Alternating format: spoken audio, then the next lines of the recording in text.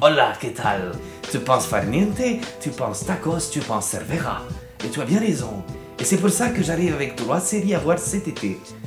Olé, dame de tapas, dame de tapas. Effectivement, on va parler de 3 séries dont 2 se ressemblent beaucoup dans l'univers évoqué, à savoir Dark Matter et Killjoys. Et puis on va finir avec une série espagnole, une fois n'est pas coutume, El Ministère del Tiempo. Il a la classe, mon accent. Olé.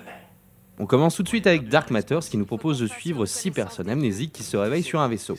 Ce space opéra nous faisait une promesse qui change très vite et sans spoiler exploite super mal ce qui était un synopsis original pour s'enliser dans tout ce que Stargate Universe avait de mauvais. En parlant de Stargate Universe, on y retrouve les scénaristes et producteurs de Stargate Atlantis et Universe, à savoir Martin Hero, Paul Mully et Joseph Malozzi, les 2 derniers étant les créateurs du comics éponyme. La production sci-fi arrive quand même à convaincre avec des effets spéciaux de qualité et des rebondissements nombreux pour cacher la réelle trame principale quasi inexistante. Killjoys nous propose de suivre les aventures de chasseurs de primes dans un système solaire à la solde d'une multinationale.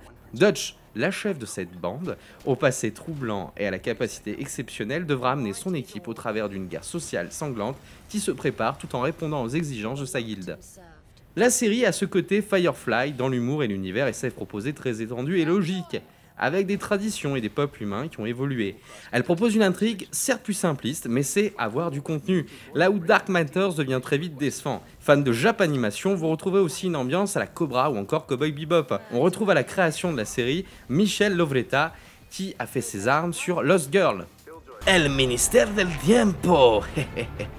En voici une belle série espagnole, une sorte de Nick Cutter mais en mieux. Depuis des siècles, tous les rois et présidents d'Espagne financent et connaissent le ministère du temps. Une sorte de puits sans fond où un escalier descend et donne accès à des portes temporelles, recrutant les meilleurs fonctionnaires qui soient des génies dans toutes leurs époques avant que ces derniers disparaissent. Le problème, c'est que ces portes sont aussi accessibles à toutes les époques, et certaines portes ne sont pas dans le puits. Il faut donc veiller à ce que rien ne change. Beaucoup plus proche de notre histoire européenne, cette série de science-fiction temporelle est traitée avec ce savoir-faire tout espagnol qui nous a donné ces dernières années de grandes œuvres fantastiques. Si tu as aimé la chronique, n'hésite pas à les mettre dans les commentaires ce que tu as aimé. Et puis, si tu veux m'aider, fais un petit clic. 1, 2, 3. Un petit clic al dente, Maria.